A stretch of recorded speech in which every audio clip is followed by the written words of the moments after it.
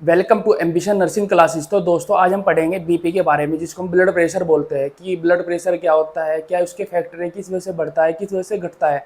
तो सबसे पहले first of all blood pressure क्या होता है। ये एक वो प्रेशर होता है जो हमारी ब्लड वेसल्स की वॉल पर ब्लड के थ्रू क्रिएट होता है। जो प्रेशर सपोज मतलब जो हमारी ब्लड वेसल्स है, ये ब्लड वेसल्स है, इनके इसके वाल जो ये वाल है इसकी, इन पर ब्लड के थ्रू, किसके थ्रू, ब्लड के थ्रू जो प्रेशर ब्लड के द्वारा, मान लो जो प्रेशर क्रिएट हो रहा है, जो प्रेशर क्रिएट हो रहा है इन ब्लड वेसल्स की वॉल पर, उस जैसे कि मतलब जो हमारी ये ब्लड वेसल्स है इसकी वॉल के अंदर जो ब्लड के थ्रू, मतलब जो ब्लड के थ्रू जो ब्लड प्रेशर जो प्रेशर जो क्रिएट हो रहा है उसको ब्लड प्रेशर बोलते हैं। मतलब जो इसमें फ्लोइट कर रहा है उसको हम ब्लड प्रेशर बोलेंगे। फिर इसके टाइप के बारे में, जैसे कि इसके दो टाइप्स होते हैं, सिस्टोलिक ब्लड प्रेशर और डायस्टोलिक ब्लड प्रेशर। कि सिस्टोलिक क्या होता है, सिस्टोलिक होता है ऊपर वाला, एक जनरल से बात करें तो, और डायस्टोलिक मीन्स नीचे वाला। सिस्टोलिक मीन्स मतलब जब हमारा हार्ट जो है कॉन्ट्रैक्शन कराता है, मतलब कॉन्ट्रैक्शन या डायस्टोल करता है, तब उसको हम बोलते हैं सिस्टोलिक ब्लड प्रेशर। और अगर हमारा जो हार्ट है तब हमारा हार्ट रिलैक्स करता है या रिपोलराइजेशन वगैरह करता है तो उसको हम बोलते हैं डायस्टोलिक ब्लड प्रेशर।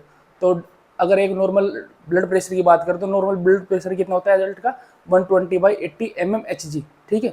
तो अब हम एक एक ब्लड प्रेशर के बारे में पढ़ेंगे, ब्लड प्रेशर क्या होता है। तो अब हम पढ़ेंगे ब्लड प्रेशर के बारे में।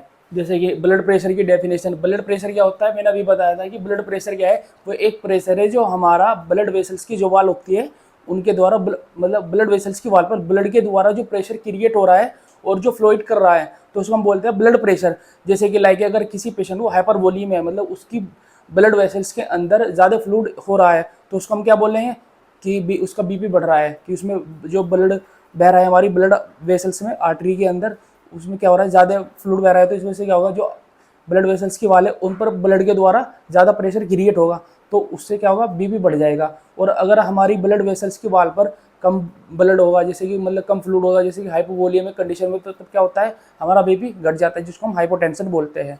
तो जैसे कि हमारा जो ब्लड प्रेशर है वो है, मतलब नॉर्मल ब्लड प्रेशर कितना होता है, 120/80 mmHg। अगर हम किलो पास्कल की बात करें, जैसे किलो पास्कल भी आ जाता है, किलो पास्कल, ये क्या होता है, किलो पास्कल में हमारा 16/18 किलो पास्कल।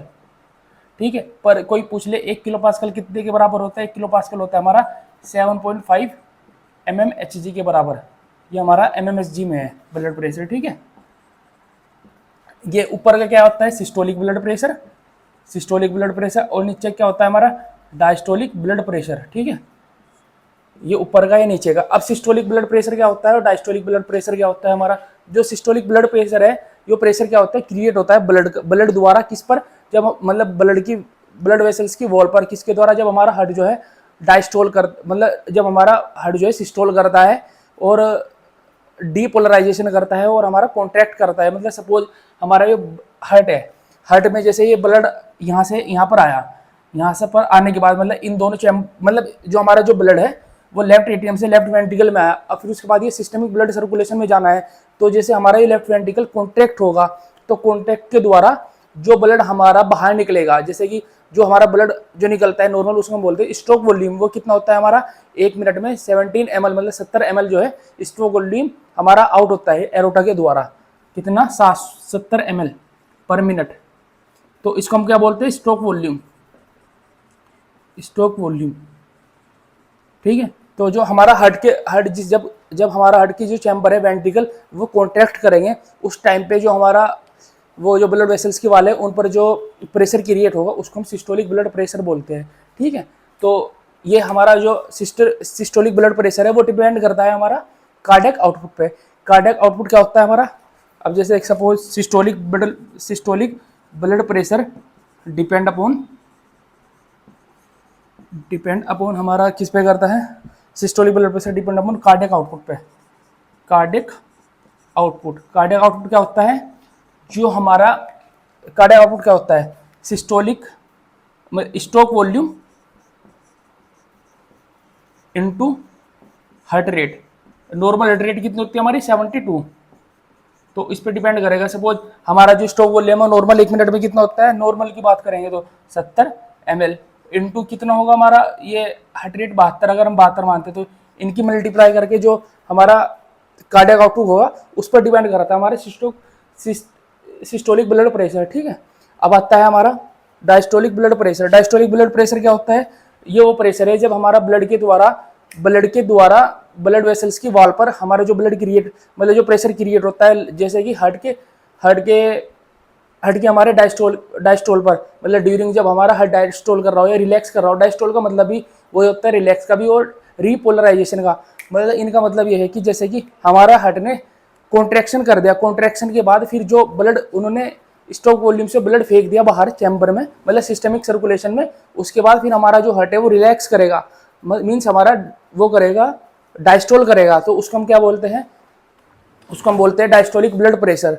ठीक है, जैसे कि हमारा ये ब्लड प्रेशर है, हमारा ये लेफ्ट वेंट्रिकल में जो ब्लड आया था उसने मतलब बाहर फेंक दिया हमारा एरोटा के द्वारा, तो वो सिस्टमिक ब्लड सर्कुलेशन में बह गया था, तो उसको हम क्या बोलते हैं? स्टॉक वॉल्यूम या कार्डियक आउटपुट बोल सकते हैं। ठीक है, तो ये तो करता है हमारा सिस्टोलिक ब्लड प्रेशर पर डिपेंड। पर अगर डायस्टोलिक की बात करें तो जैसे ये ब्लड फेंकने के बाद जो हमारा हार्ट के ऊपर भी चैम्बर में थोड़ा बहुत ब्लड गया जो भी, तो वो रिलैक्स करता है। रिलैक्स टाइम पे जो हमारा ब्लड प्रेशर क्रिएट होता है ब्लड वेसल्स की वाल पर, उसको हम बोलते हैं डायस्टोलिक ब्लड प्रेशर। अब ये डिपेंड किस चीज़ पे करता है? ये डिपेंड करता है हमारा पेरिफेरल वस्कुलर रेसिस्टेंस पे। सपोज अगर हमारे एरोटा वगैरह में कोई नैरोइंग हो जाए या कुछ नैरो हो जाए या कुछ आगे आने वाले फ्लो में मतलब कुछ इंटरप्शन हो जाए, तो उस चीज़ पर डिपेंड करता है। तो इसलिए जो डायस्टोलिक ब्लड प्रेशर है वो किस चीज़ पर डिपेंड करता है? Diastolic blood pressure depend upon peripheral vascular resistance पे।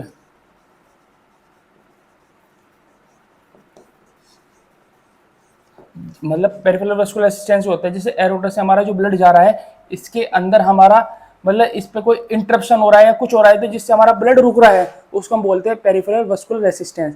तो हमारा जो डायस्टोलिक ब्लड प्रेशर है वो इस चीज़ पे डिपेंड करता है।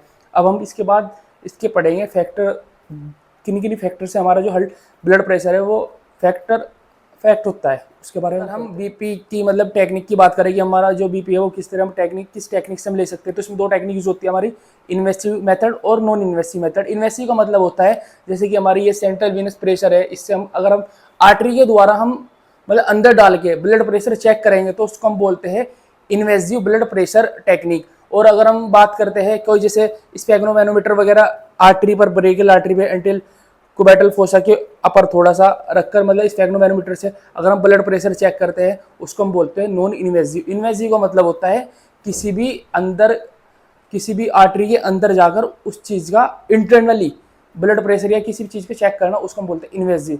तो इसमें दो मेथड आते हैं टेक्निक के। अगर हम बात करें टेक्निक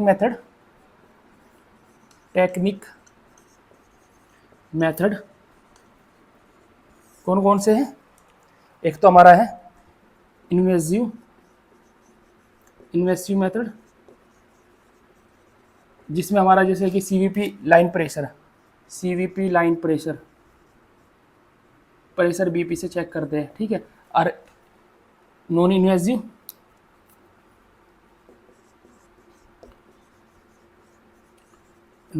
का मतलब इन्वेसिव ना होकर, तो जैसे कि हमारा स्पेग्नोमैनोमीटर से हम बीपी को चेक करते हैं, स्पेग्नोमैनोमीटर से बीपी चेक करना